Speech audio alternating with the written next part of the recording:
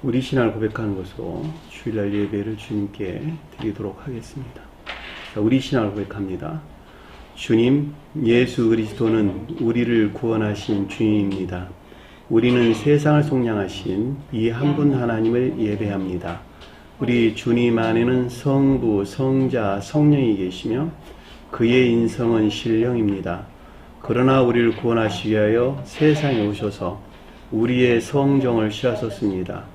우리 주님께서는 십자가의 고난을 받는 데까지 시험을 당하여 참으셨고 지옥을 이기셔서 사람들을 지옥으로부터 놓아주셨습니다. 인성을 낳으신 신성에 그 인성을 통합하셔서 영화 되셨습니다. 이 영화 없이는 아무도 구원을 받을 수 없습니다. 사람은 주님을 믿고 그의 계명을 지켜야 구원을 받습니다. 주님의 계명은 주님께서 우리를 사랑하신 것 같이 우리가 서로 사랑하라는 것입니다. 아멘.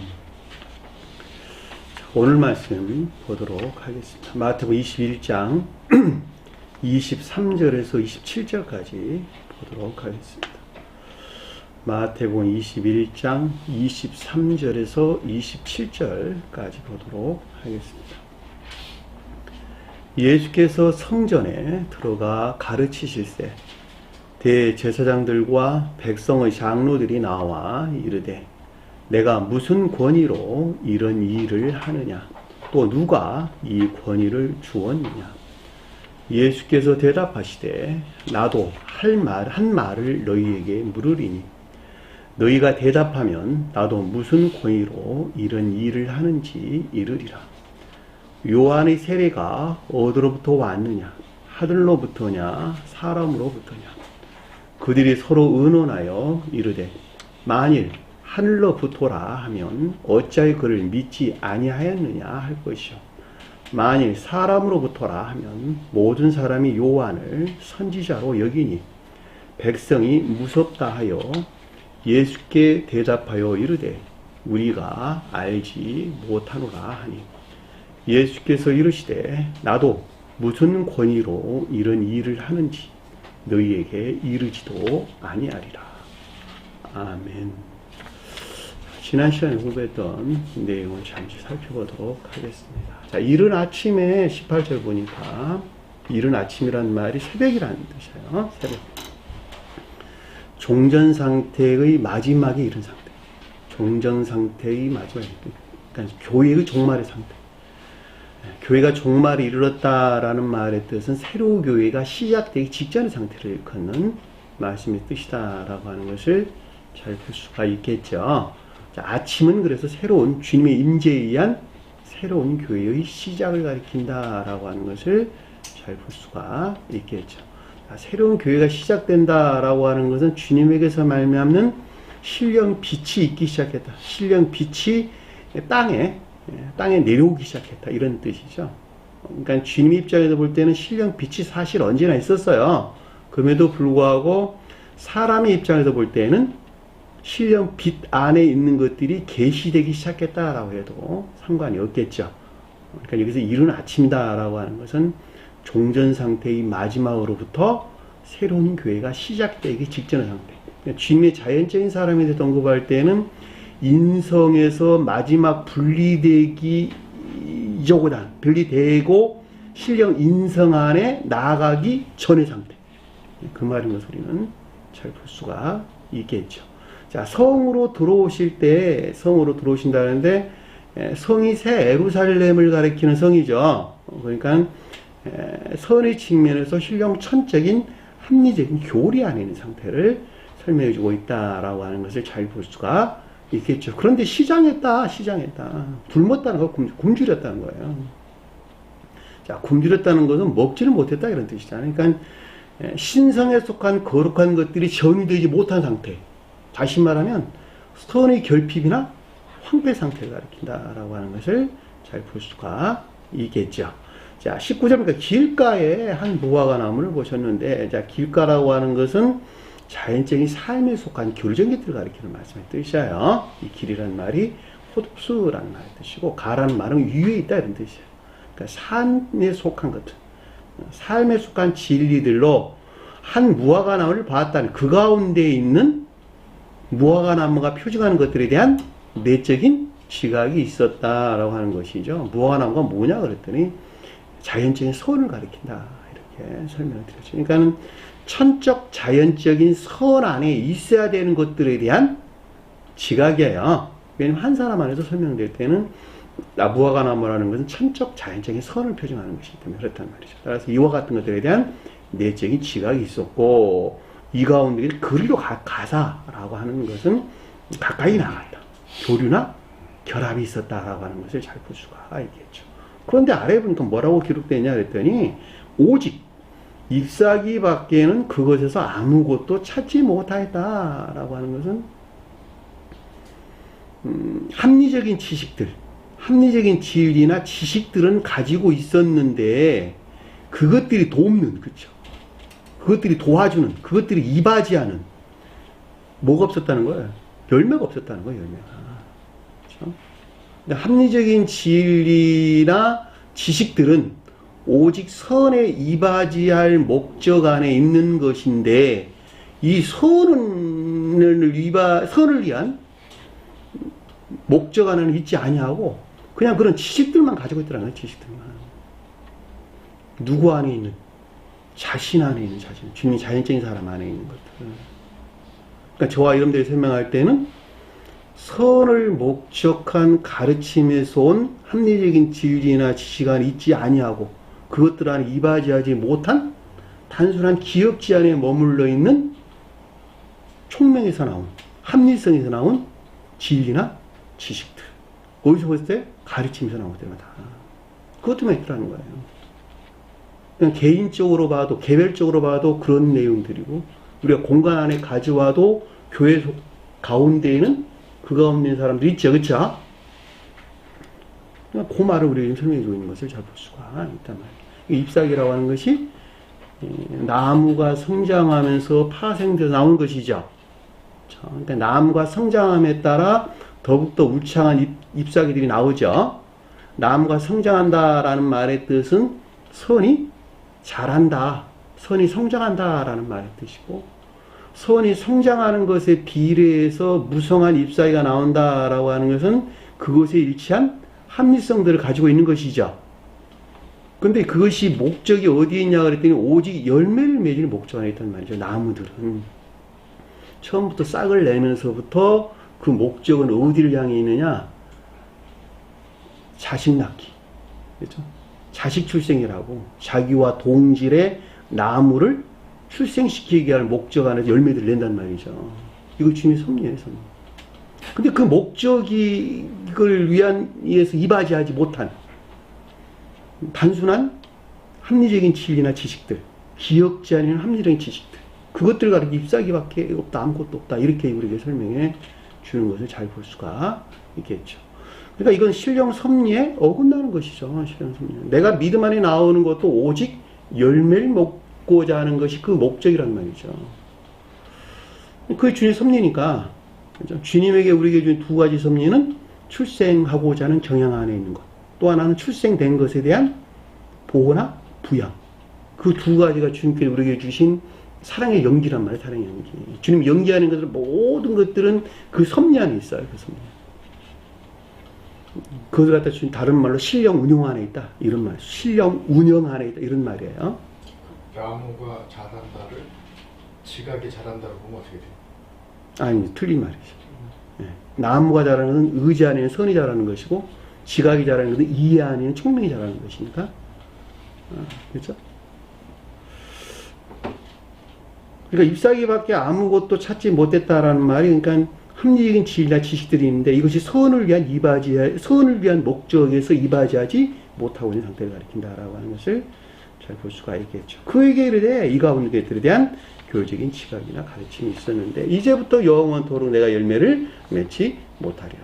그러니까 합리적인 진리나 지식 아닌 것들이 선을 위한 목적에서 이바지하지 못한다면 결코 그들은 열매를 맺을 수가 없는 것이죠. 너무 당연한 것이죠. 열매라고 하는 것은 사랑이나 인에 속한 선을 성경에서 열매다 이렇게 설명하는 거예요.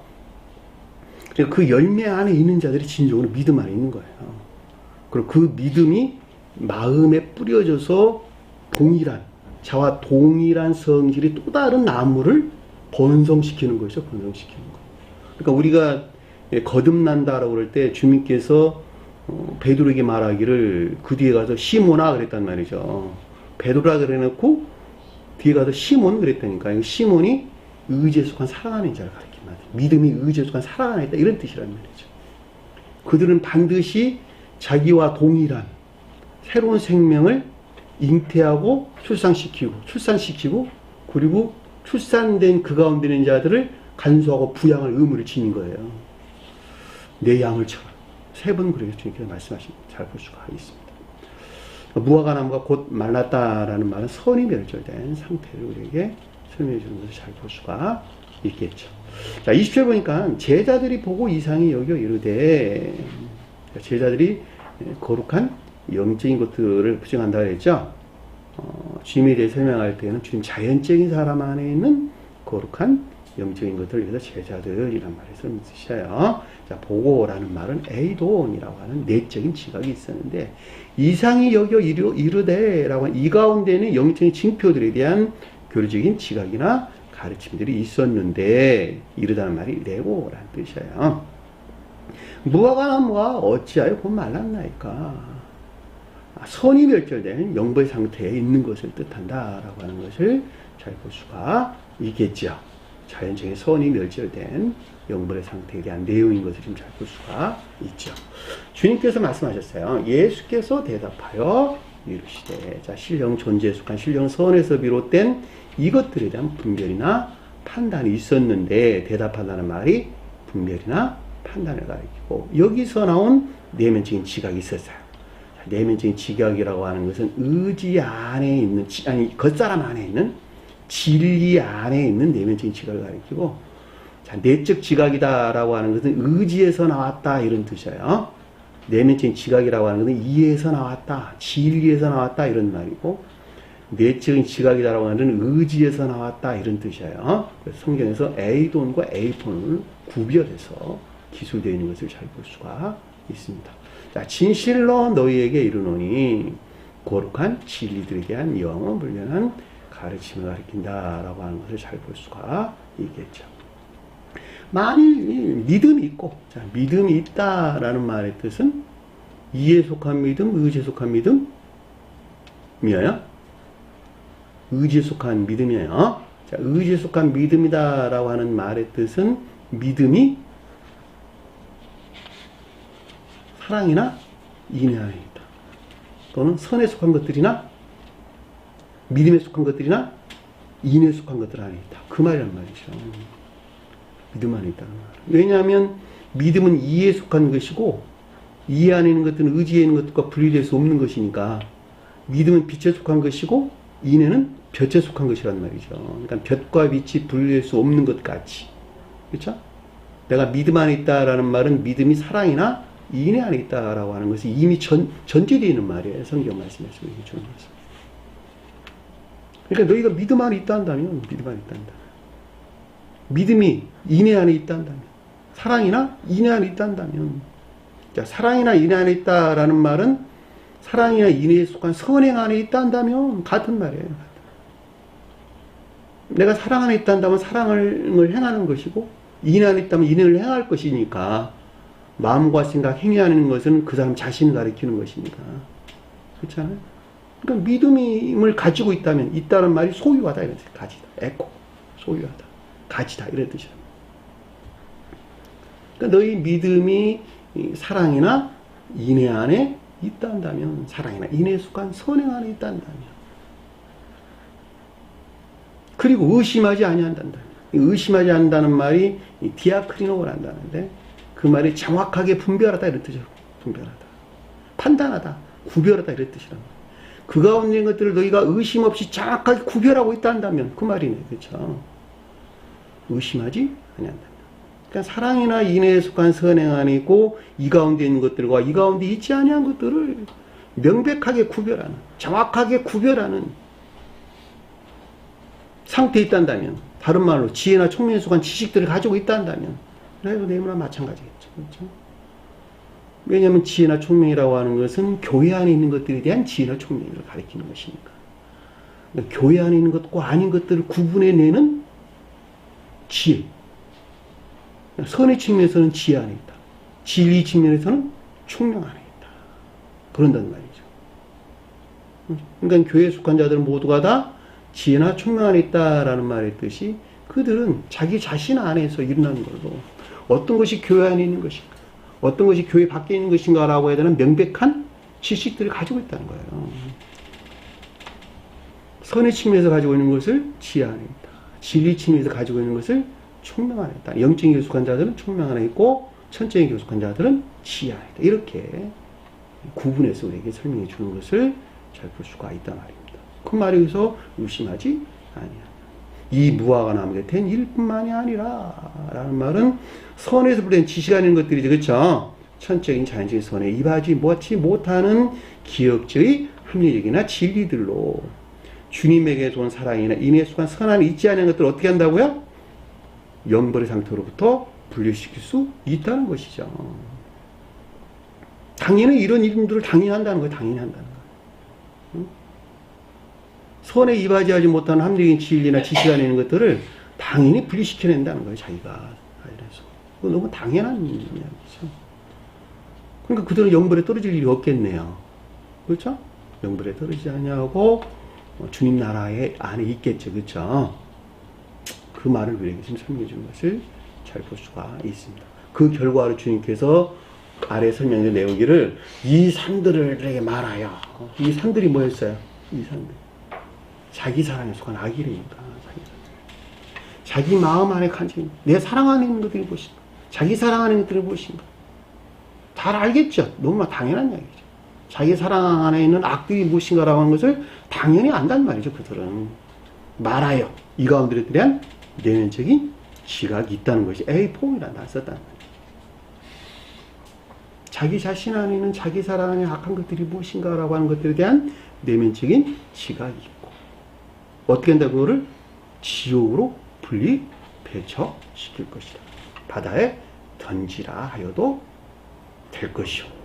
그 가운데 생겨난다는 거예요. 이 될 것이라는 말이 기노마이라는 단어인데 이게 생겨나다, 일어나다 이런 뜻이에요. 너무도 명백하죠. 그렇죠? 22절 보니까 기도할 때에 기도 안에서 기도가 뭐라 그랬죠? 주님의 신령 중지에서 비롯된 믿음에 속한 모든 것들이나 인애에 속한 모든 것들 이 가운데 있는 것들이 기도한다 이런 뜻이에요. 기도하는 사람이라고 하는 것은 믿음 안에 있는 자들이나 인애 안에 있는 자들이 기도하는 자들이죠. 기도 열매는 뭐예요 그러면? 기도 열매 신령 중지에서 비롯된 인애에 속한 선함입니다. 이것이 기도 열매라는 말이죠. 그러니까 인애에 속한 선행이라고 하는 선행. 삶 가운데에서 진리들이 고백되는 인애에 속한 선행 안에 있는 자들. 그 가운데 있는 향기를 주님께서 흠명하셨다. 기뻐 받으셨다. 그게 향단에서 나온 향을 주님께서 기뻐 받으셨다. 이런 뜻이란 말이죠. 그렇죠? 성소 안에 있는 향단.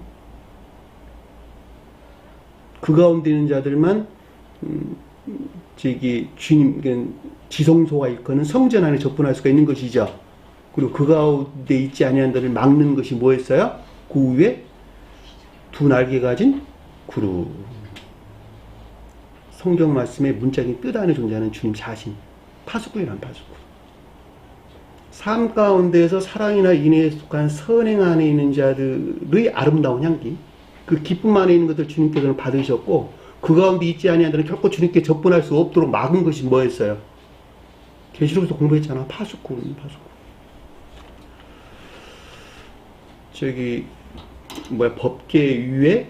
법계 판이 이게 위에 두 그룹이 있었잖아요.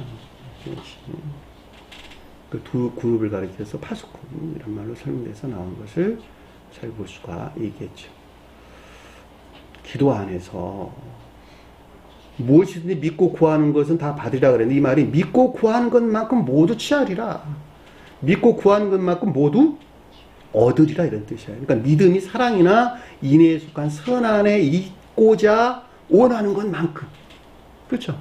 내가 믿음이 사랑이나 인애에 속한 선한 안에 있고자 원하는 것만큼 누구든지 다 그 가운데 있게 되리라.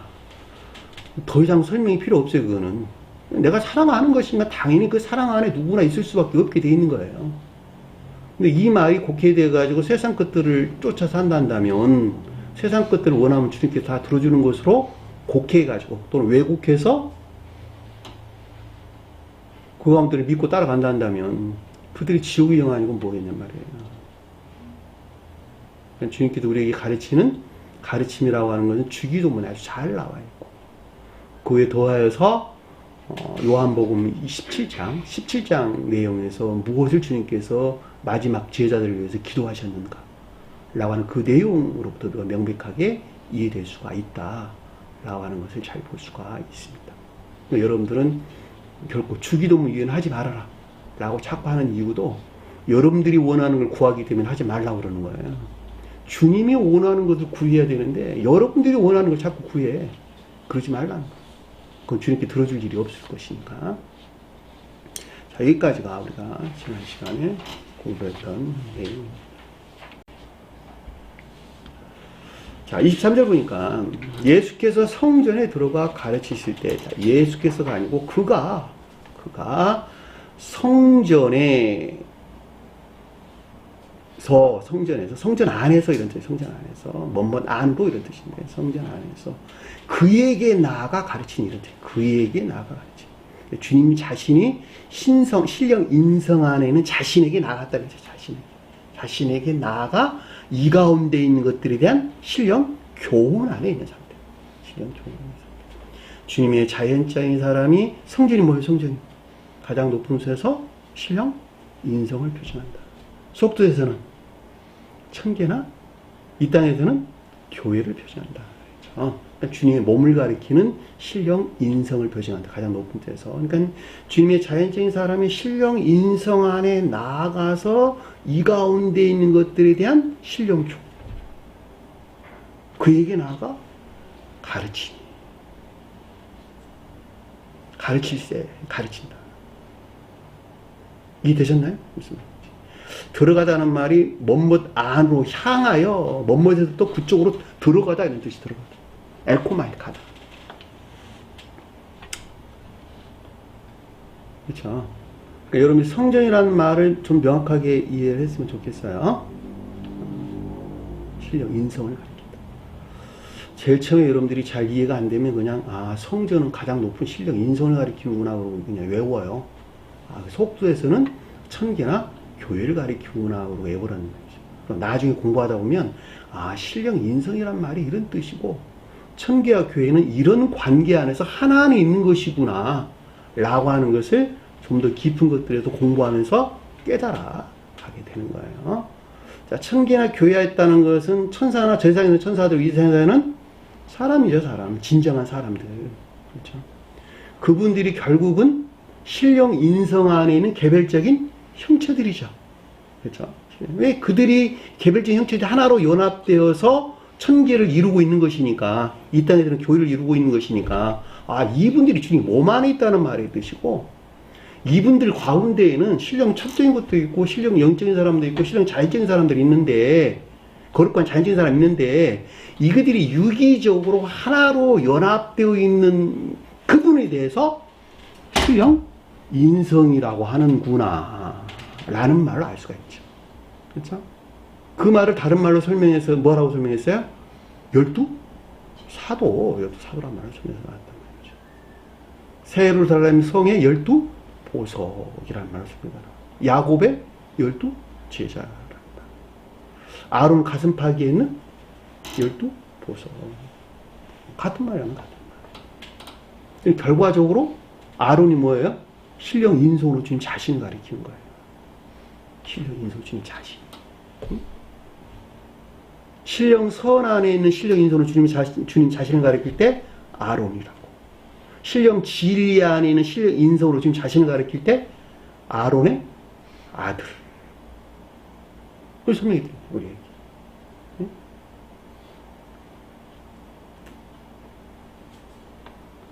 그러니까 여러분들이 잘 이해가 안 될 때는 먼저 암기를 꼭 하시는 것이 중요하다. 나중에도 공부를 하다 보면 이렇게 의문 같은 것들이 하나씩 풀리면서 이렇게 엮여지고 저렇게 엮여져서 그 가운데 좀 더 깊은 것들에 대해서 이해하게 된다라고 하는 것을 잘 볼 수가 있죠.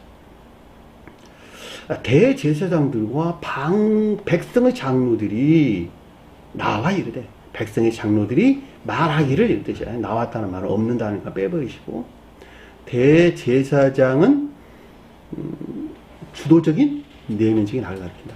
자기 사랑 안에 있는 주도적인 내면적인 악을 가리키는 거예요. 자, 거짓에서 비롯됐어요. 다 거짓에서 비롯된 주도적인 내면적인 악, 다 자기 사랑 안에 있는 것들을 가리킨다. 대제사장을 표현한다. 통치하는 제사장, 원래 대제사장의 말이 통치하는 제사장 이런 뜻이 됐어요. 대제사장이란 말은 가장 높은 뜻에서 신령 선으로서 주인을 표정한다. 일반적으로 언급될 때에는 선 안에 있는 자들을 표정한다 라고 하는 것을 잘 볼 수가 있죠. 왜냐하면 선 안에 있는 자들이 진리 안에 있는 것들을 운용하기 때문에 그러는 거예요. 그러니까 제사장이 뭐였어요? 교회에서 섬기는 자였잖아요. 구약에 보면 교회를 섬겼다는 말은 교회가 진리 안에 있기 때문에 선 안에 있는 자들은 진리 안에 있는 것들을 운용한다, 섬긴다. 그게 제사장이라니까. 제사장의 직무라니까 그것이. 내가 선 안에 있다 한다면 주님에게서 내게 들어온 영적인 진리 안에 있는 것들을 내가 운용하고 있는 거예요. 운용하는 것이 뭐예요? 열매들이라니까, 열매들. 그 가운데 그러니까 가장 중요한 위치를 차지하고 있는 것, 대제사장. 으뜸이 되는 것, 주도적인 사랑 안에 있는 것, 주도적인 사랑에 속한 내면적인 악. 반드시 언급할 때. 그렇죠? 주님께서 제사장 삼는다 그랬잖아요. 우리 제사장 삼는다. 이 제사장 삼는다는 말이 믿음이다, 선 안에 있게 한다, 이런 뜻이란 말이죠. 그냥 가장 높은 뜻에서 제사장이다 라고 하는 것은 신령 선으로서 주님을 가리킨다 라고 하는 것을 잘 볼 수 있고, 그 연장선상 안에서 대제사장이라고 하는 것은 주도적인 반대의 뜻을 언급하고 있는 것으로 내면적인 악을 가리킨다 라고 하는 것을 잘 볼 수가 있겠죠. 이거 대제사장이다 라고 하는 거예요. 백성의 장로들 그랬는데, 백성은 뭐예요? 백성은 어디에 있어요? 백성. 교리 안에 있는 것들이 다 교리 안에 있는 것들. 장로들은 내면적이고 어둠적인 것들. 그들 자신 스스로 지혜 안에 있다고 여기는 것들. 일반적으로 보다 영적인 뜻의 장로들은 지혜를 표현한단 말이에요. 지혜를 표현. 원래 이게 나이 먹은 또 노인 이런 뜻이에요. 노인들 다 지혜 안에 있단 말이에요. 세상을 다 살아보고 세상은 이런 것이란다 그러고 다 터득된 데서 알고 있어요. 그래 안 그래요? 나이 70 넘어봐. 그러면 세상은 이런 것이란다 그러고 다 안 되니까. 뭐가 중요하고 뭐가 중요하지 않는 것인지, 어떻게 살아야 되는 것인지, 어떻게 사는 것인지, 사람답게 사는 것인지 안 되니까. 그걸 지혜 안에 있다는 거예요. 성경 말도 똑같아. 지혜 안에 있는 자들은 그 사람이 어떻게 살아가야 되는 것인지, 어떤 여정을 통해서 거듭남에 들어가는 것인지, 무엇을 떨쳐내야 되는 것인지 잘 안단 말이죠. 어디에서 일어나는? 삶 속에서 일어나는. 백성이란 말이 교리 안에 있는. 교리는 뭐예요? 주님의 가르침 들은 다 뭐예요? 우리가 삶 속에서 적용해야 돼요. 교훈들이라고, 교훈들. 우리가 그러니까 주님에게서 말미암는 교리가 온전히 적용되게 될 때, 온전히 적용되는 삶 가운데 있는 자가 진정으로 주님을 섬기고 예배하는 자가 되는 거예요. 교리 안에는 백성의 장로들. 그러니까 여기서는 지금 교리 안에 있는 거짓에 속한 대면적인 것들을 가리킨다라고 하는 것을 잘 볼 수가 있겠죠. 어디에 종속된? 대제사장이 표준하는 것들에 종속되어 있는 교리 안에 있는 거짓에 속한 내면적인 것들에 대한 이르고 교리적인 지각이나 가르침들이 있었는데, 그러니까 주님의 자연적인 사람 안에 아직 분리되지 못하고 있었던 이것들 표정하는 것이죠. 자, 이것을 속도에서 가져오면 이 가운데 있는 자들에 대한 가르침이라는 것을 잘 볼 수가 있겠죠. 주님의 영화는 한 사람의 중생을 표정하는 것이기 때문에 중생을 목전에 둔 새벽을 맞이하고 있는 상태에 있는 나 자신 안에 있는 대제사장과 백성의 장로들이 표현하는 것들에 대한 교리적인 지각이나 가르침들. 이것을 공간 안에 가져오면 이 가운데 있는 자들에 대한 가르침들. 그런 측면에서 대제사장과 백성의 장로들에게 이르되라는 말의 뜻인 것을 잘 볼 수가 있겠죠. 무슨 권위로 이런 일을 하느냐. 이런 일이라고 하는 것이 뭐였어? 앞에서 성전에서 가리키는 것이었죠. 이 가리키는 것이 뭐였죠? 앞에서 오직 잎사귀밖에 없었던 무화과 나무에 대한 주님의 질책이 있었고, 산을 들어서 바다에 던지우라라고 하는 가르침들이 있었고, 그리고 또 하나는 뭐였어요? 기도에 대한 내용이 있었죠. 그쵸? 믿고 구하는 것만큼 그것들을 취하리라 라는 주님의 가르침들이 있었단 말이죠. 그러니까 여기서 지금 이런 일들을 해놨냐라고 하는, 무슨 권위로, 어떤 권능으로부터 이 같은 신령 교훈들이, 이 같은 신령 교훈에 이 같은 가르침들을 하느냐라고 하는 거예요. 지금 가르침들이 나왔느냐라고 하는 거, 한마디로 말하면 어떤 권능에서 이 같은 가르침들이 나왔느냐라고 하는 거예요. 대제사장과 백성의 장로들이 표준하는 것들 입장에서 볼 때 이걸 도대체 맞는 거야 틀리는 거야 라고 하는 것에 대한 의문일 수도 있는 것이죠. 그렇죠? 어떤 특권에서 어떤 권능으로부터 나온 이 같은 것들에 대한 가르침이냐라고 하는 것을 뜻한다라고 하는 것을 잘 볼 수가 있겠죠. 이 권위라는 말은 엑수시아라는 뜻이야. 엑수시아. 특권, 힘, 능력, 재능, 자유 이런 뜻을 내포하고 있는 말이에요. 엑수시아라는 말이. 좀 더 폭넓게 여러분들이 이해를 하셨으면 좋겠어요.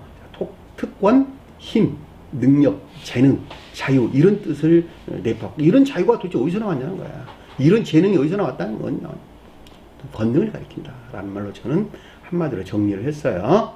또 누가 이 권능을 주었냐, 이 권위를 주었느냐, 이 가르침, 이 교훈이 비롯된 이 교훈에 속한 권위가, 권능이 도대체 그 근원이 어디냐는, 근원이 어디냐, 누가 이 권위를 주느냐, 이 같은 가르침에 속한 권능이 어디에서 나왔느냐, 어떤 근원에서 그것이 비롯되느냐라고 하는 것을 잘 볼 수가 있겠죠. 그렇죠? 자, 24절 보니까 이에 예수께서 대답하시되, 자, 이에 예수께서 말하여 그들에게 대답하시되, 단어가 빠졌어요. 예수는 신령 존재에 속한 신령 선에서 비롯된 이 가운데 있는 것들에 대한 내면적인 지각이 있었고 라는 뜻이에요. 따르다라는 말 레이포이라는 뜻이 있고, 그들에게 대답했다라는 말은 대제사장과 백성의 장로들이 표징하는 것들에 대한 분별이나 판단이 있었다라고 하는 것을 잘 볼 수가 있겠죠. 자, 문자력의 뜻 안에 간직되어 있는 이 같은 영적인 비희들을 누가 알겠어요? 그럼에도 불구하고 제 입장에서 볼 때는 자연적인 시각에서 사물을 보는 것까지 영적인 시각에서 드러나는 명백한 것이다 라고 하는 것을 저는 전혀 의심하지 않습니다. 신령 존재에 속한 신령 선에서 비롯된 내면적인 지각이 있었는데, 무엇에 대한? 대제사장과 백성의 장로들이 표현하는 것들에 대한 분별을 뜻한다. 여기서 나온 분별을 뜻한다 라고 하는 거예요. 나도 한 말을 너희에게 물으리니, 자, 묻는다. 주님의 자연적인 사람이 입장에서 볼 때는 탐구를 가리키는 말의 뜻이나 신령 존재의 측면에서 설명할 때는 이 가운데를 몰랐을까요? 주님 몰랐을까요? 다만 표징을 하고 있는 것이죠. 가르침을 가리킨다라고, 묻는다는 말이 묻다, 요청하다 이런 뜻인데, 신령 존재 안에 있는 주님의, 예수가 표정하는 신령 존재의 측면에서 언급할 때 이건 너무 당연히 잘 알고 있는 것이죠. 그럼에도 불구하고 이같이 기술되고 있는 것은 모두가 다 표징을 위한 거예요. 표징을 위한 것이다. 주님이 모르는 것이 아니라는 뜻이에요. 다 알고 계심에도 불구하고 표징을 위해서, 가르침을 주기 위해서 지금 이렇게 질문을 하고 있다라고 하는 것을 잘 볼 수가 있겠죠. 그렇죠. 무엇에 대한 한 말을 건네 이 말이 로고스란다. 로고스. 교리 안에 있는 자연적인 것들, 교리적인 자연적인 진리들에 대한, 그렇죠? 교리적인 자연적인 진리 안에 있는 이 가운데 있는 것들에 대한 가르침을 뜻한다라고 하는 것을 잘 볼 수가 있겠죠. 자, 결과적으로 좀 아래에 설명돼서 나온 내용들은 마음이나 생각에 속한 것들을 가리키는 것이 아니라 삶에 속한 것들에 대해서 우리에게 설명해 주고 있다고 하는 것을 명백하게 이해될 수가 있겠죠. 왜냐하면 말이라는 말도 지금 설명에서 나왔고, 앞에서 대제사장이 나왔고, 그 다음에 백성의 장로들은 교리 안에 있는 것들에 설명을 하고 있는 것이니까. 그렇죠? 마음이나 생각에 속한 것이 아니라 삶 가운데에서 그 어떤 것들을 지금 드러내야 돼. 신성에 속한 것들을 드러내야 되는데 그렇지 못하고 있는 것들에 대한 가르침. 성원이신 주님에게서 말미암는 가르침으로부터 그 어떤 결과들을 드러내야 되는데 그렇지 못하고 있는 것들에 대한 주님의 가르침. 밀뜻한다라고 하는 것을 잘 볼 수가 있단 말입니다. 여러분들에게 이 주제의 가르침이 무엇인가라고 하는 것에 대한 좀 더 명료하게 이해를 돕게 제가 덧붙인 말의 뜻이에요.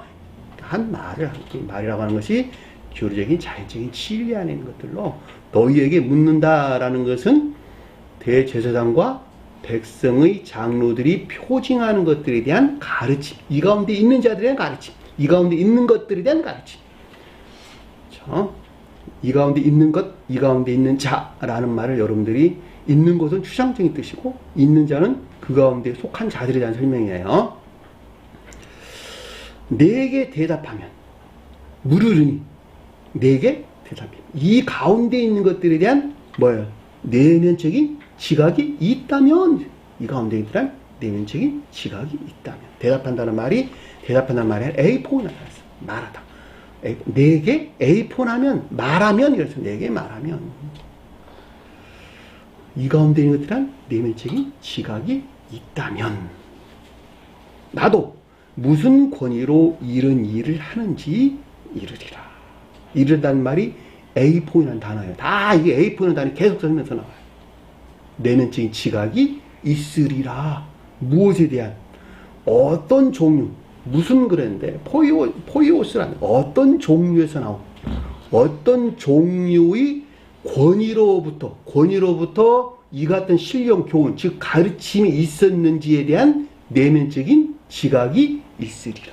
내면적인 지각이 있으리라.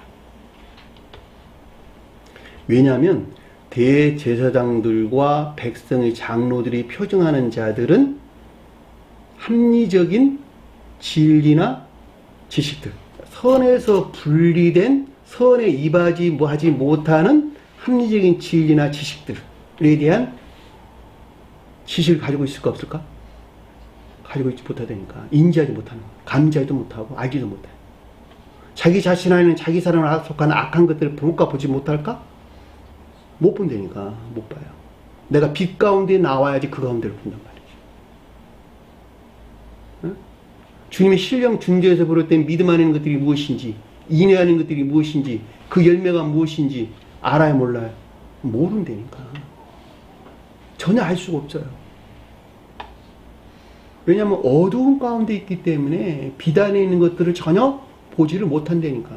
내가 어둠을 뚫고 나와야지 그 어두운 가운데 있던 것들이 무엇인가라고 하는 본단 말이죠. 합리적인 진리나 지식들은 빛 가운데 있는 것이 아닙니까? 빛 가운데 있는 게 아니라니까. 외적인 합리적인 것들이에요. 외적. 주님에게서 온 게 아니란 뜻이에요. 주님에게서 온 것은 빛 가운데 있는 것이나 자기에서 취한 것은 지식 가운데 있는 것들이야 다. 다시 말하면 어둠 가운데 있는 것이 다른 뜻이에요. 그 말을 다른 말로 학문적인 지식이다. 또는 신학적인 지식이다. 란 말로 설명돼서 나왔고. 그렇죠? 그러니까 여기서 그 말을 우리에게 설명해 주는 어떤 종류에서 비롯된 이 권능으로부터 이 같은 가르침이 있는지 그 근원에 대해서 내만적인 지각이 있을 것이라는 거예요. 너희가 말하면 이 가운데 내면적인 지각이 있다 한다면. 그렇죠? 그리고 아래 설명도 나왔어요. 그것이 무엇인가에 대해서. 이것에 대해서 이것들이 내면적인 지각이 있다면 이런 뜻이에요. 이제 내가 말할 것인데 이 사안에 관해 너희들이 내면적인 지각이 있다면 그 근원이 어디서 비롯되는지 네가 할 것이다. 근데 이들은 알아서 몰랐어요. 몰랐다니까. 결론은 빨리 설명서 나왔어요. 요한의 세례가 어디로부터 왔느냐? 요한의 세례가 뭘까? 요한이 뭘까? 요한이 뭐예요? 요한이 뜻하는 것을 모르면 해답이 안 나와. 세례가 또 뭘 가리키는지 모르면 풀어낼 수가 없어요. 세례 요한과 이것도 요한의 세례는 어떻게 다르죠?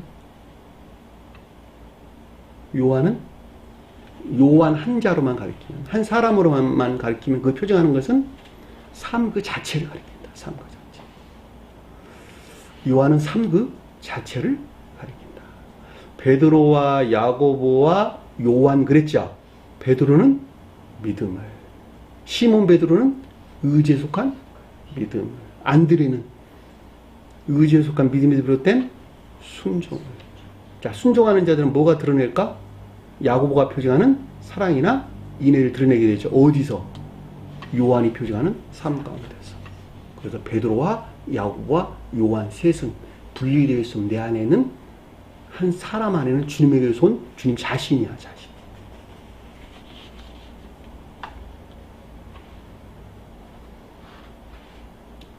구약에서는 저기 야곱이 낳은 누벤과 시몬과 레위와 유다. 요한 대신에 유다가 들어갔어. 왜 요한 대신에 유다가 들어갔을까? 거기서는 요한 대신에 유다가 들어갔어. 유다가 뭐예요? 자연적인, 천적인 선한 자들. 그렇죠?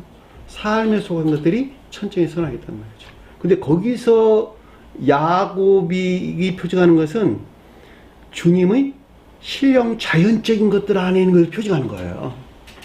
그래서 그 가운데 있는 자연적인 천적인 선이 유다가 표현한다 라고 하는 걸 잘 볼 수가 있겠죠. 근데 여기서는 지금 제일 처음에 갈릴리 바다에서 제자 삼은 이들은 중생에 입문한 자들이, 중생에 입문한 자들. 막, 그렇죠? 이 거룩한 진리들이 가르침에 속한 것들을 믿음으로 받아들이고, 그리고 마음에서 영접된 데서 순종하는 사랑이나 인애에 속한 것들이 싹트기 시작한, 어디서? 삶 가운데서. 그러니까 질서가 달라. 야고보는 궁극적인 것들을 가리키고, 아브람과 이삭이 표징하는 것에 파생되어 나온 궁극적인 것을 가리키기 때문에 요한 대신에 유다가 언급돼서 나왔고, 마태복음에서는 막 중생에 입문하기 직전에 있는 자들이 설명하기 때문에 유다 대신에 뭐가 나왔어요? 요한이 언급돼서 나온 것입니다. 그리고 유다는 그 뒤에 한참 뒤에 나오죠. 그 유다는 뭐 했어요? 마음과 생각에서 파생되어 나온 자연적인 천적인 선을 가리킨단 말이죠. 어느 정도 진행돼서 나온 형태예요. 한 사람의 거듭남의 과정에서. 근데 나중에 유다가 배반했다는 말이 가룟 유다 그랬죠. 그게 뭔 말이에요? 자연적인 것들은 어디에 밀착되어 있어요? 관능적인 사람과 밀착되어 있어요. 관능적인 사람과 자연적인 것들이 밀착되어 있죠. 자, 그 가운데 있는 것들이 배신했다. 주님을 배신했다. 그래서 가룟 유다라는 말로 설명돼서 나왔다는 말이죠. 그렇죠? 가룟은 뭐예요? 대적자, 대적자. 주님을 대적했다는 가룟이라는 말이 그 뜻이에요. 그러니까 관능적인 사람과 밀착되어 있는 자연적인 것들이 유다가 표징하는 것들 안에, 표징하는 자연적인 선 안에 있지 못하고, 선 안에 있지 못하고, 관능적인 생명을 쫓아 사는 것에서 대적자가 됐단 말이죠. 그걸 가룟 유다 그랬단 말이죠. 요 내용은 지금 설명이 좀 많이 지났으니까 나중에 또 기회가 되면 좀 더 구체적으로 설명을 드리도록 하겠습니다. 그러니까 여기서 요한 그랬으니까 요한은 삶에 속한 것들을 가리키고, 세례라는 말은 중생을 표정하는 것이죠. 자, 세례는 중생을 표정한다. 세례가 우리에게 가르쳐준 세 가지 특질이 있는데, 하나는 세계에 속한 인문의 표시다. 두 번째는 시험에 동참하겠다고 하는 주님에 대한 고백이다. 세 번째는 시험을 통해서 중생을 표정한다. 이 세 가지 주님이 우리에게 주는 표징이 있어요. 세계에 속한 자들에게 막 세교에 입문했을 때 세례를 주는 것은 나는 세교에 속한 자다라고 하는 구별을 가리키고, 두 번째는 나는 가르침에 순종하는, 가르침에 복종하는 시험에 동참하겠습니다라고 하는 고백을 가리키고, 세 번째는 악과 거짓의 정화를 통한 중생에 이르겠습니다라고 하는 진정한 의미를 드시고 있다는 거예요. 그러니까 주님께 세례를 받는다라는 뜻은 그 세 가지 의미를 지니고 있다라고 하는 것을 잘 볼 수가 있겠죠. 그러니까 주님께서 시험을 겪으시고 40일 시험을 겪으시고 내려오셔가지고 요단강에서 세례를 받는 것이죠. 그것도 신성의 입문을 가리킨다라고 하는 것을 잘 볼 수가 있습니다. 그러니까 여기서 요한의 세례라고 하는 것은 자연적인 삶 속에서 악과 거짓들의 정화를 통한 중생을 가리킨다라고 하는 것을 잘 볼 수가 있겠죠. 그러니까 이 말을 다른 말로 세례 요한이라고 하는 사람에 대해서 지칭할 때에는 세례 요한을 뭐라 그래? 다른 말로 엘리야가 그랬다는 게 엘리야. 그렇죠? 성으로 문자에 존재하는 성을 넣어서 주님을 표징한다라고 하는 것을 잘 볼 수가 있겠죠. 그것이 세례 요한이에요. 세례하는 자로서의 요한을 표정할 때는 성을 넣어서 문자에 존재하는 성을 넣어서 주님을 가리킨다. 왜냐하면 엘리야가 문자에 존재하는 성을 넣어서 주님을 표정하기 때문에. 그렇죠? 여기서는 지금 그 내용에 대한 설명이 아니에요. 그러니까 세례 요한의 세례라고 하는 것은 가장 높은 뜻에서는 영화되신 신령 소뇽 안에 있어야 될 주님 자신을 가리키는 말의 뜻이고, 저와 여러분들이 설명할 때에는 악과 거짓들이 정화된 중생을 표징한다라고 하는 것을 잘 볼 수가 있습니다. 사랑이나 인애에 속한 선행 안에. 그럼 이것이 어디서 왔냐는 거예요. 이 근원이 어디서 비롯됐다는 거예요. 어느 근원에서 비롯됐냐라고 하는 가르침들에서 어디로부터 왔느냐라고 하는. 이것이 어디부터 비롯되어 있냐라고 있냐라고 하는. 왔다라는 말, 에임이 있다 이런 뜻이 있다.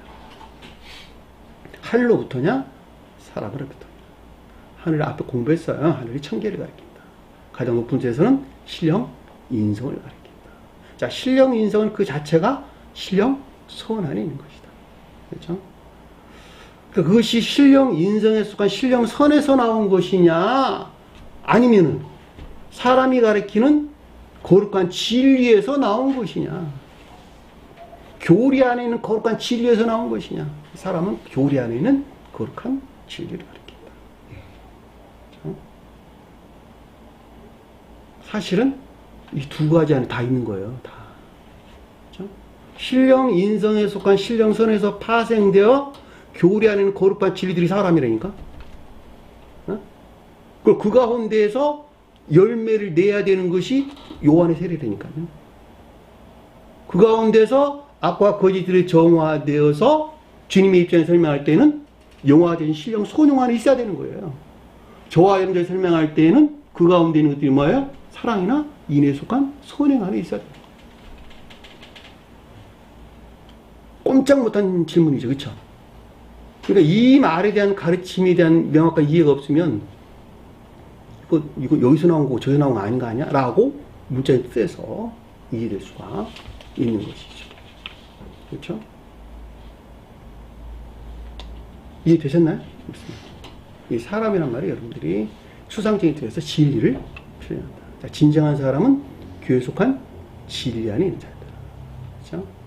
진리에 있다는 말은 진리는 그 자신으로부터 살아갈 수 없는 것이니까 선에 속한 진리 안에 있는 자들이 곧 사람이다. 진정한 사람인 거죠. 저 세상에서는 그들을 천사라고 불렀다. 왜냐하면 사람이 육신을 떠나면 저 세상에 천사가 되는 것이니까, 영적인 사람, 영체 안에 있는 천사가 되는 것이니까. 천사와 사람은 그 성질이 동일하다. 뭐로? 144로 계시록서의 설명에서 나오는 말씀을 잘 볼 수가 있다. 이건 어디에서? 교리 안에 있는 거죠. 교리 안에. 그 말을 가리켜 하늘로부터냐 사람으로부터냐 뜻인 것을 잘 볼 수가 있죠. 자, 그들이 서로 의논하여 이르되, 자, 의논했다라면 깊게 생각하다, 숙고하다 이런 뜻이야. 근데 서로 그랬는데 이거 해야부터 간다. 해야부터. 그 자신으로부터, 그 자체로부터 이런 뜻이야. 그 자신으로부터, 그 자체로부터 깊게 심사숙고했다는 뜻인데, 이것이 겉사람에서 나오는 거죠. 겉사람에서 나온, 겉사람으로부터 말미암는, 겉사람에서 일어난 이 가운데 있는 것들에 대한 심사숙고가 있었다라는 것을. 그러니까 한마디로 말하면 주님에게서 말하면 심사숙고가 있었다면 명확한 대답이 있었겠죠, 그렇죠? 왜냐하면 앞에서 이제 예수가 표징하는 존재로부터 생각을 했단다면 이것들에 대한 명확한 지각이 있었을 것이란 말이죠. 그럼에도 불구하고 대제사장과 백성의 장로들 어디에 머물러 있는 거예요? 겉사람 안에 머무는 거잖아요. 겉사람 안에. 그러니까 겉사람 그 자체로부터 심사숙고가 있었다는 거예요. 심사숙고가. 그러니까 이제 아래에서 이런 결과가 나온 거예요. 만일 하늘로부터란다면, 그렇죠? 아, 이거 하늘로부터란다면, 그러니까 신령 인성으로부터 이것들이 비롯됐단다면, 이 같은 가르침들이 신령 인성으로부터 비롯됐단다면, 그렇죠? 앞에서 무화과 나무에 대한 가르침이 있었고, 그 다음에 산을 더 바다로 던질 것이라는 가르침이 있었고, 기도에 대한 가르침이 있었단 말이죠. 이것은 전부 다 신령 인성에 속한 것이었고, 속도에서는 청계나 교회에 속한 가르침이었단 말이죠. 이 권위가 도대체 어디서 나왔냐고 하는 거예요. 근데 이 권위가 뭐야? 신령 인성에서 나온 거 아니야? 신령 인성은 신령 선으로부터 나온 거 아니야? 사실은 뒤에 가서 다음 시간에 공부할 내용이지만 이미 해석을 줬어요. 하늘로부터란다면 신령 인성에서 비롯된 것이라면 신령 선에서 비롯된 것이라면 신령 인성은 곧 신령 선이다. 왜냐하면 신령 진리 안에는 신령 지혜에 속한 신령 진리 안에는 모든 것들이 신령 존재하는 신령 사랑이 기름 부음을 받은 상태. 이해되셨나요? 그러니까 신령 진리가 더 이상 진리 안에 있지 아니하고 신령 선 안에 있는 상태. 그러니까 신령 지혜와 신령 사랑이 또 신령 사랑과 신령 지혜가 분리될 수 없는 하나님의 상태. 이걸 기름 부었다는 말의 뜻이란 말이죠. 그러니까 이 신령 선에서 파생되어 나온 것이라면 어찌하여 그를 믿지 아니하냐 할 것이요. 믿지 아니한다면 아까 설명드린 믿음이란 말이 무슨 뜻인지. 왜? 신령 인성에 속한 또는 선용 안에 있지 아니하냐. 이 가르침들이 신령 인성에서 나온 것이란다면, 신령 선에서 파생된 것이라면, 왜 신령 인성에 속한 이 자연적인 것들이 신령 선용 안에 내가 있지 못하냐라고 하는 거예요. 믿음이란 말은 아까 설명을 드렸어요. 이에 속한 믿음이 가리키는 것이 아니라 마치 볕과 빛이 분리될 수 없는 한 몸만에 있는 것 같이. 믿음이라고 하는 것은 선 안에 있는 것이란다. 그러니까는 당연히 이 가운데 있는 것들이 신령 선용 안에 있어야만 된다는 거예요. 근데 어찌하여 그를 믿지 않아? 이 가운데 있지 아니하냐 할 것이요. 한다는 말이 이 가운데 있던 내면적인 지각이 있었다라고 하는 것이죠. 꼼짝 말아요, 꼼짝 말아. 그렇죠? 꼼짝 말아. 여러분들 믿음이라는 말을 좀 더 깊게, 반드시 깊게 묵상을 하셨으면 좋겠습니다. 믿음은 결코 인해에서 분리될 수가 없는 것이란다. 인해 안에 있는 것, 나아가는 것만큼 믿음이 형성되어지고 온전한 인해 안에 있는 것만큼 믿음 안에 있게 되는 것이다. 그렇죠? 자, 중생 초기에 있는 믿음이라고 하는 건 뭐가 다 합리성에서 취한 베드로의 믿음이다. 이해 안에 있는 믿음이다. 자, 이해 안에 있는 믿음은 결코 생명을 가질 수가 없다. 반드시 시몬 베드로가 되어야 된다. 의지 안에 영접 수용된 믿음 안에 나아가야 된다. 자, 의지 안에 영접 수용된 믿음 안에 있다는 말은 행위가 뒤따라오는 선에 속한 믿음 안에 있다. 행위에 속한 믿음 안에 있다라고 하는 거예요. 성경에서 인해에서 분리된 믿음 안에 있는 자들을 베드로가 부인했다. 그렇죠? 베드로의 주님 부인이 표현하고 루벤이 그 아버지 침상에 올랐다. 라는 말이 표현하고 블레셋 족속들이 표현하고 그렇죠? 그리고 돌로 쳐 죽인 자가 누구 있어요? 야벨을 누구 있어요? 예?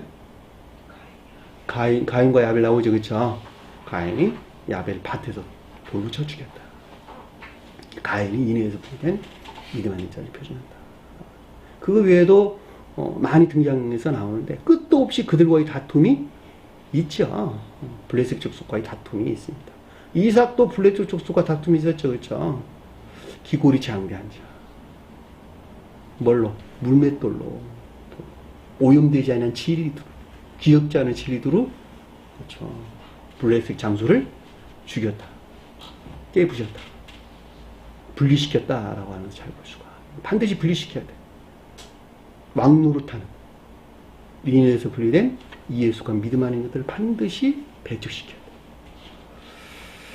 그들이 능력 안에 있는 자들이라고 하는 걸 잘 볼 수가 있겠죠. 그러니까 어찌하여 그를 믿지 아니하느냐. 왜 신령 인성에 속한 신령 소년 안에 있지 못하는가라고 하는 것에 대한 내면적인 지각이 있었다라고 하는 걸 잘 볼 수가 있겠죠. 만일 사람으로부터란다면 진리하는 것이죠. 만일 거룩한 진리에서 비롯된 것이라면, 거룩한 진리 안에 있는 것이라면, 아래 설명, 모두 요한을 선지자로 여기. 모든 사람 아니에요. 만일 사람으로부터라면 모두 요한을 선지자로 여기는 자. 만일 거룩한 진리에서 비롯된 또는 거룩한 진리 안에 있는 것이라면 모두 그 가운데 있는 모든 것들이 삶 속에서 선지자가 뭐예요? 성원에 속한 교리나 가르침 안에 가지고 있다. 그 가운데 가지고 있다. 여기다란 말이 에코, 소유하다는 뜻이다. 삶에 속한 모든 것들은, 삶에 속한 모든 것들이 성원에 속한 교리나 가르침 안에 있어야 된다는 거예요. 응? 당연한 얘기죠. 왜냐하면 성원에 속한 교리나 가르침이 신령 인성에서 파생되어 나오는 것이니까. 신령 인성을 주님에서 파생되어 나오는 것입니다. 신령 인성을 주님 자신을 가리켜서 계시록서 뭐라 그랬어요? 성원이란 성원. 성취된 성원. 성취된 성원이 성안 안에는 내적 진리들이, 천적의 영적 진리들이 열매를 맺는 것이 뭐예요? 문자적인 뜻 안에 있는 교리적인 것들이라니까. 그 교리적인 것들이 을로부터 무엇을 가리키고 있어요? 천적이고 영적인 것들이 무엇인가에 대한 가르침들이 선지자라니까, 선지자들. 어디서 열매를 내야 되는 문자적인 뜻 안에서 열매를 내야 돼. 그러니까 우리가 육체를 덧입고 이 세상에 사는 동안에는 성원의 문자적인 뜻들의 충실한 가르침 안에 나는 반드시 나가야 되는 거예요. 그러니까 주일날 예배에 나와야 돼요. 교회에서 헌신도 해야 되고, 물질로도 도와야 되고, 다 그걸 해야 된단 말이죠, 다.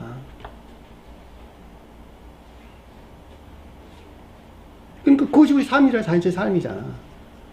그것이 우리 일반적인 자연적인 삶 가운데서 가장 중요하고 은금되게 요구해야 될 것들. 그걸 깡그리 무시해버려.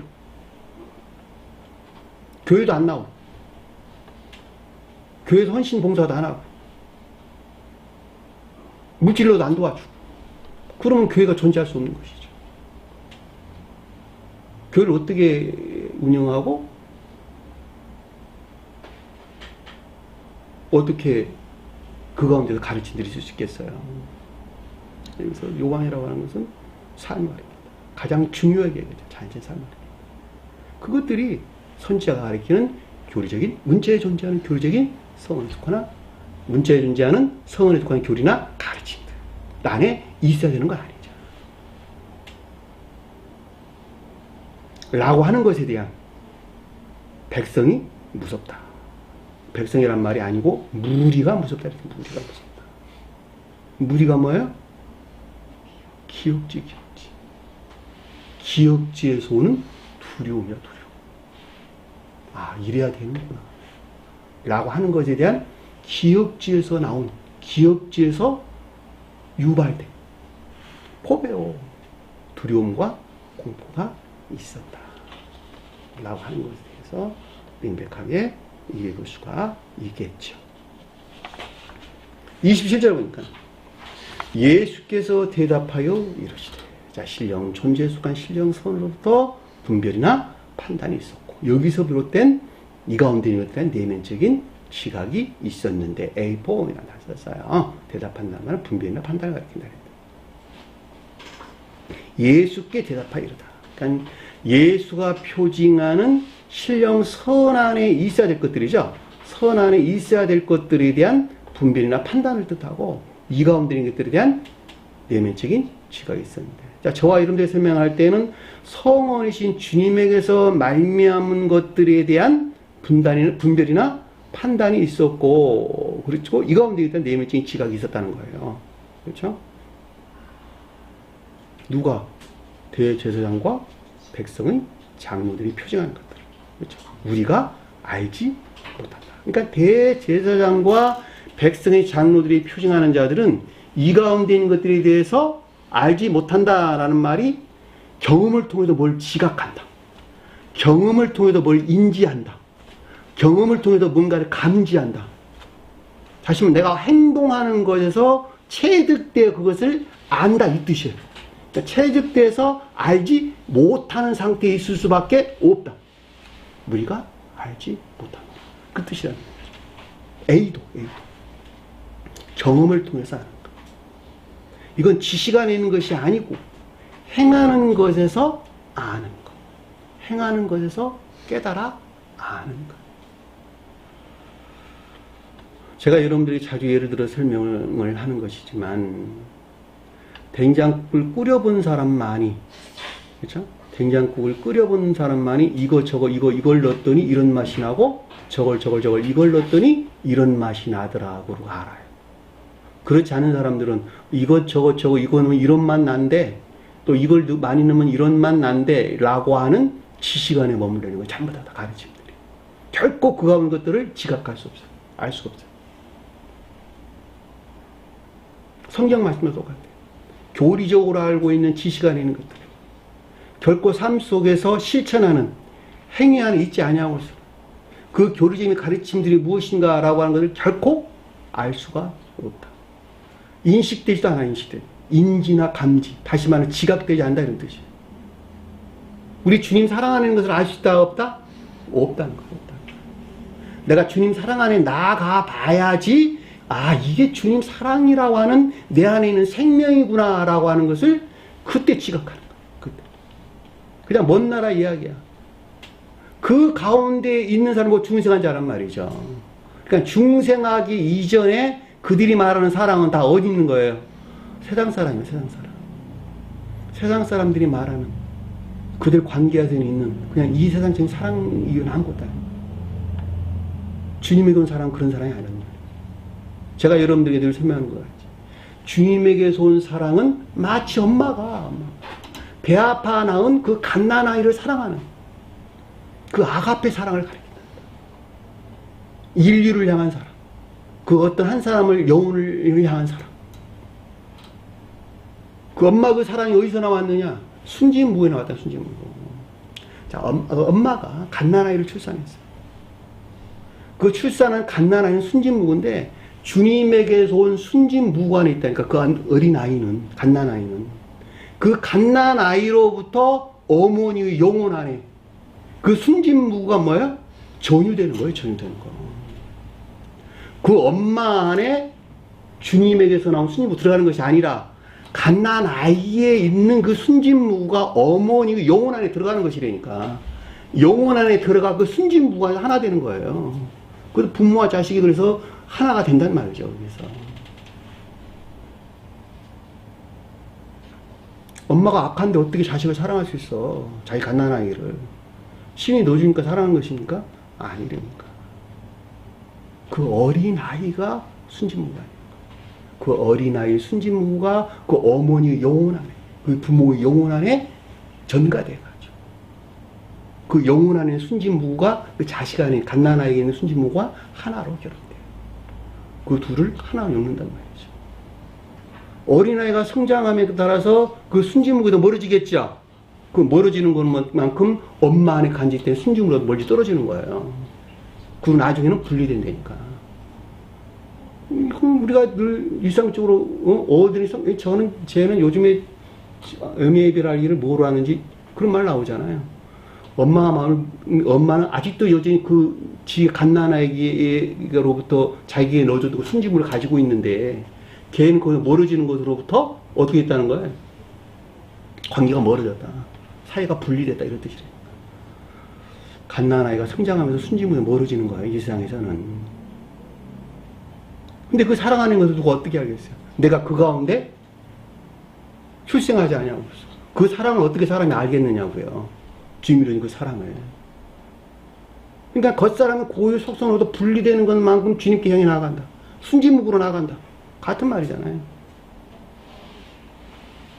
그러니까 내가 거듭났다라고 하는 것은 자기 사랑이나 세상 사랑에 속한 악한 것들에서 벗어난, 분리된, 배척된 주님에게 놓은 생명, 순진무구한 사랑하는 상태를 가지고 있는 그 지고한 순진무구를 주님에 대해서 언급할 때 어린 양 그랬다니까. 어린 양. 신성에 속한, 실령 존재하는 신성에 속한 그 지고한 순진무구를 어린 양 그랬다는 말이죠.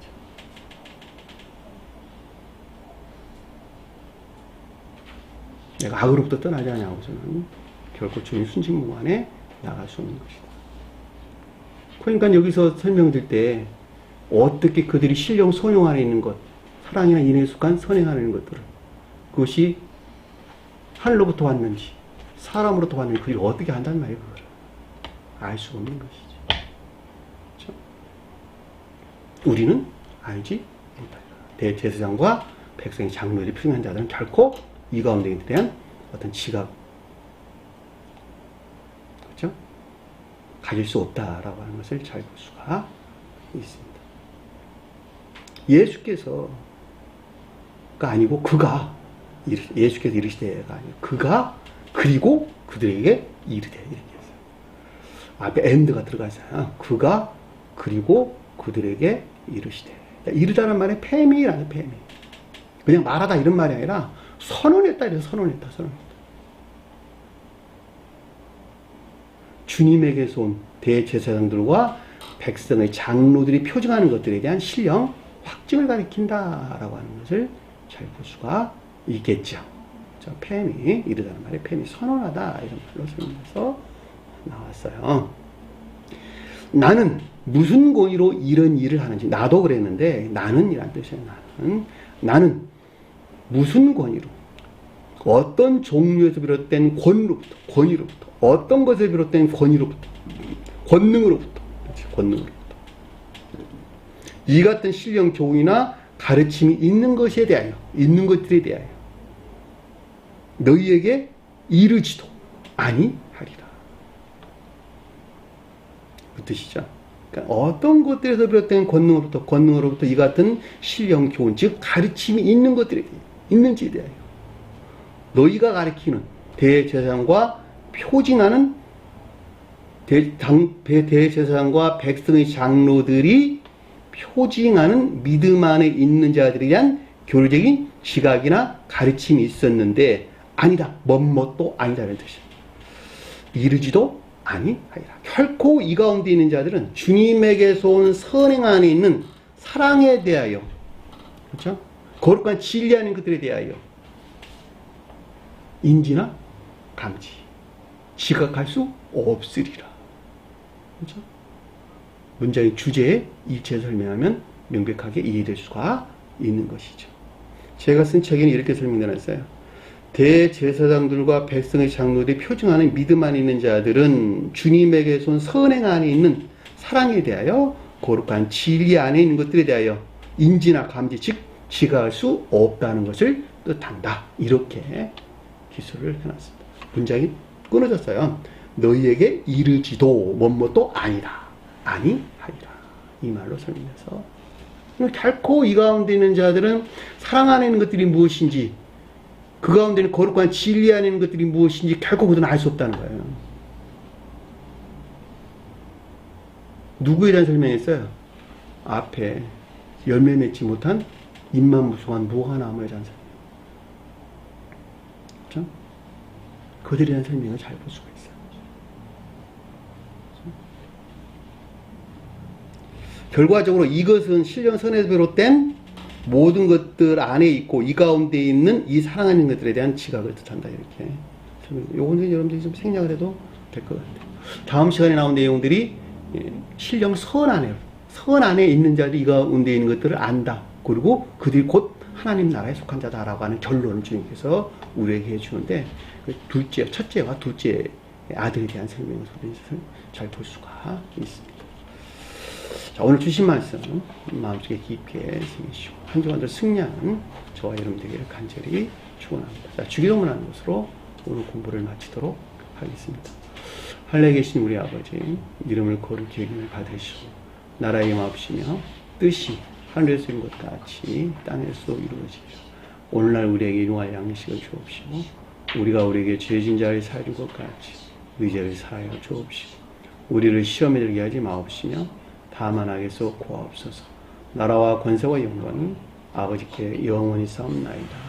아멘.